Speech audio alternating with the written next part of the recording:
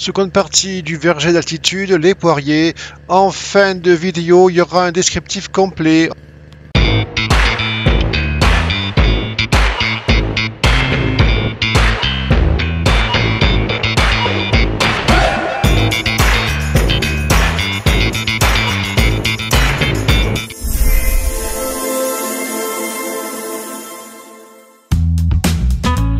Donc là, nous sommes en train de planter des poiriers pour le verger que nous allons faire. C'est un verger de fruitiers, de pommiers et poiriers d'altitude.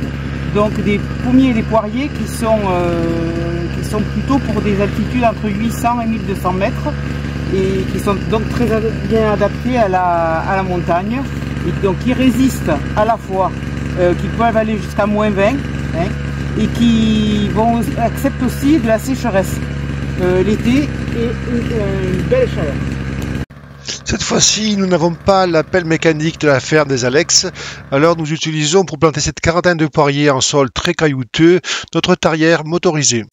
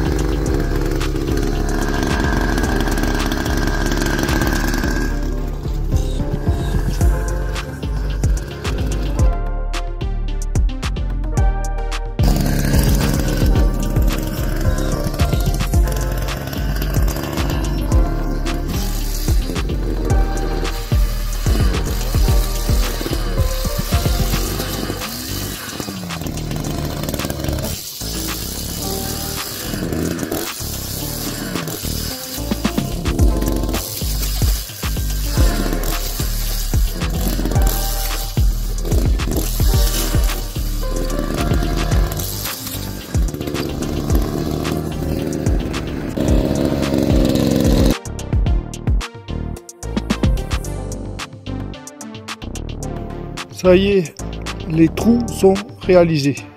Maintenant, on finit la plantation, on met les piquets, on met les filets.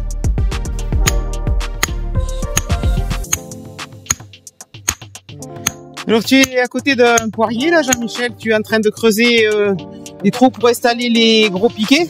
La terre de Corse, il n'y a que du caillou, donc on est obligé de faire un pré-trou avec une barre de fer, un gros clou. Et là, donc, c'est des piquets en quoi, ça? Châtaignier. Non, pas châtaignier. Un acacia, attention, t'as failli casser le truc. Gros pilier, faut acacia. Imputrescible, et ça dure assez longtemps. Ça aurait pu être un châtaignier, car c'est également un très bon bois à piquer. Et par contre, c'est quoi comme variété, là, que tu as à côté? Attends, on va le regarder. Ah, celui-là, c'est... On le verra à la fin de la vidéo.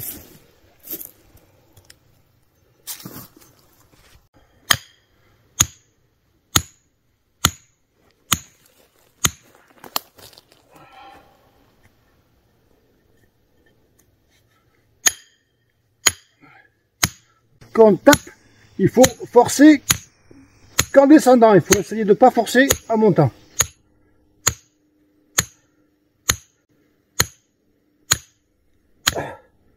Une fois que le pré-trou est réalisé, on sort le clou, c'est pas toujours évident. Et on installe le piquet d'acacia. Et puis après, il n'y aura plus qu'à installer les protections anti-chevreuil pour chacun des plans. Et voilà. Tout le monde a été planté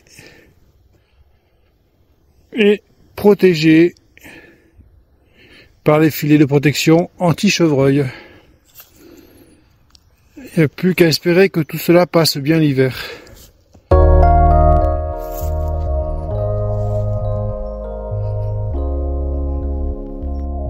Une petite visite de ce verger de poiriers pour laquelle nous avons planté la moitié du poirier pour cette année. L'autre moitié sera plantée l'an prochain.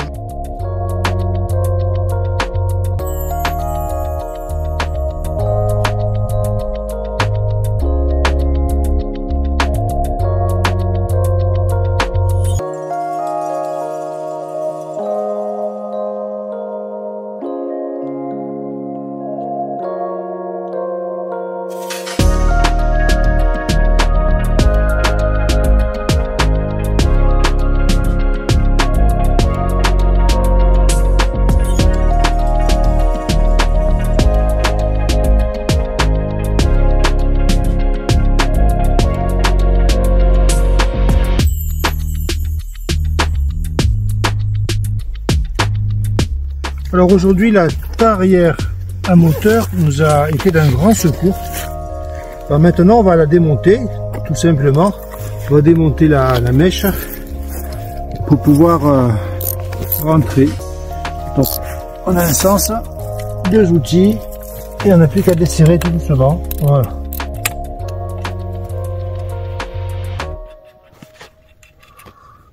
On retire la vis, on sort la mèche de son axe, on remet le moteur en place en s'assurant que l'essence ne se vide pas, et puis après il n'y a plus qu'à remettre la vis dans son axe,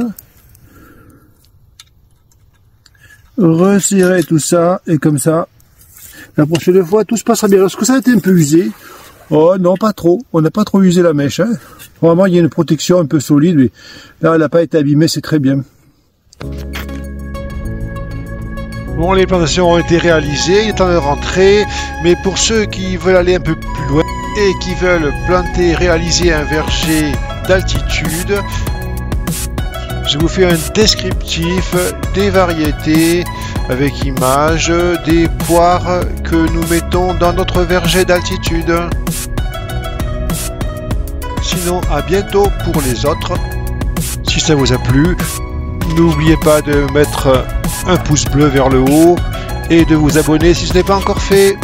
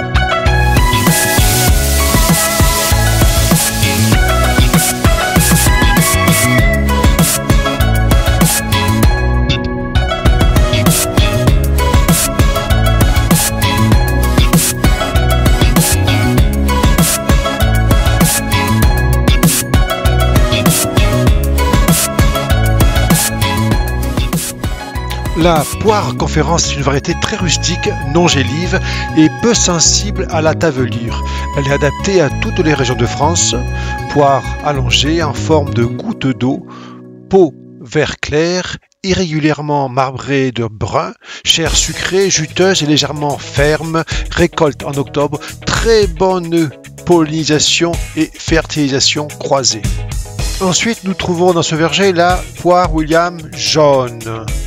Alors, c'est un vieux fruit découvert en 1770 en Angleterre.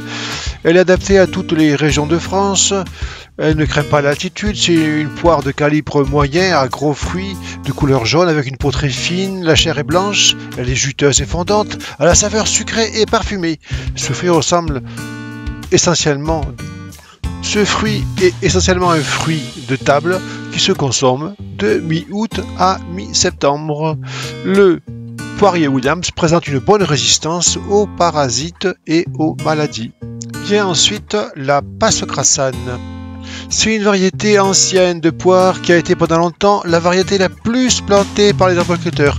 Sa floraison est récolte tardive en font une poire intéressante pour les régions un peu plus froides. Elle a souvent été proposée à la vente avec un bouchon de cire sur son pédoncule pour une meilleure conservation. Obtenue de semis en 1845, l'un de ses parents est la doyenne d'hiver.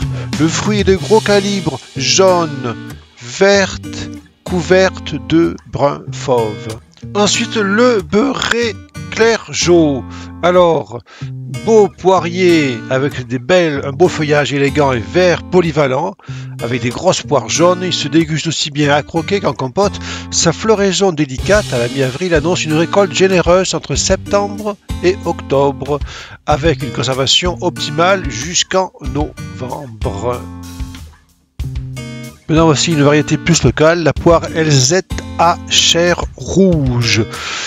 Variété Cévenol, elle était très répandue dans le sud du département. Le fruit est petit, vert, taché de roux et parfois une joue rouge. La chair est cassante et très ferme, non pierreuse.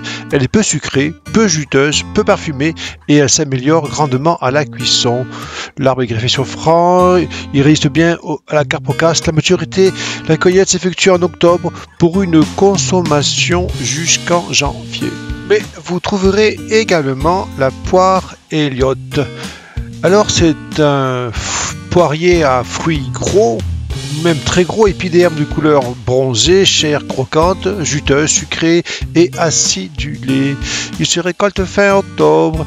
Il est idéal pour les tartes d'automne, les bocaux, et il a une excellente conservation. Vous trouverez également dans ce verger de poirier la poire Péradelle de Georges Delbar. Alors c'est une variété bien productive, le fruit est généreux, dodu, appétissant et se récolte tard en saison. Il se garde quelques mois, permettant une dégustation presque tout l'hiver. La chair est fondante, juteuse, elle présente une saveur sucrée et acidulée et un parfait équilibre. La récolte se fait en octobre, le poirier Péradelle n'est pas auto-fertile. Ensuite, la poire curée ou poire du curé. Alors, c'est une variété ancienne, rustique et très vigoureuse, produisant de très grosses poires l'hiver, devenant jaune, verdâtre à maturité. En décembre, janvier, cette poire d'exception est délicieuse et savoureuse à cuisiner. Plantation à l'automne, floraison en avril, récolte tardive à partir de novembre et conservation jusqu'en janvier. Poirier partiellement auto-fertile. Nous plantons également ce poirier qui s'appelle poire Comtesse de Paris. C'est une variété auto-fertile considérée comme très bonne pollinisatrice. La récolte tardive permet la consommation de poires jusqu'en janvier. Le fruit, assez gros, est enveloppé dans une peau épaisse verte et parsemée de taches de rousseur brune. La chair est grumeleuse, fondante et sucrée. La récolte à la toute fin du mois d'octobre. Poirier suivant, le poirier Olivier de Serres. Alors c'est une variété ancienne, rustique et moyennement vigoureuse. Elle produit de belles poires vert jaune, marbrées de taches brunes, de la forme d'une pomme, à la chair fondante, juteuse, sucrée, acidulée et délicatement parfumée. C'est une poire d'hiver, se cueillant en octobre et arrivant en maturité de janvier à mars. Elle est excellente à consommer crue ou cuite. C'est un poirier qui est partiellement auto-fertile. Et pour conclure, la poire Louise Bonne. Alors c'est une très bonne poire. Elle offre des avantages comme la résistance à la sécheresse. Elle est assez ancienne, découverte en 1780. Et elle est aussi résistante aux gels tardifs de printemps. Elle s'acclimate en altitude. L'arbre est rustique, très fertile, se développe rapidement. Ce poirier doit être pollinisé par la variété Beurré Hardy, Conférence, William ou Jules Guyot. La poire est de gros calibre, elle est jaune-vert. La chair blanche et fine, juteuse, fondante, au goût sucré et au parfum agréablement musqué. Ce fruit de table se consomme à partir de la fin octobre. Elle est cueillie 10 jours avant la maturité et se conserve au frigo. Bonne résistance aux maladies. Voilà, et ben c'est fini et je vous remercie également tous ceux qui ont suivi et eu le courage de regarder cette vidéo jusqu'à la fin. À la prochaine fois.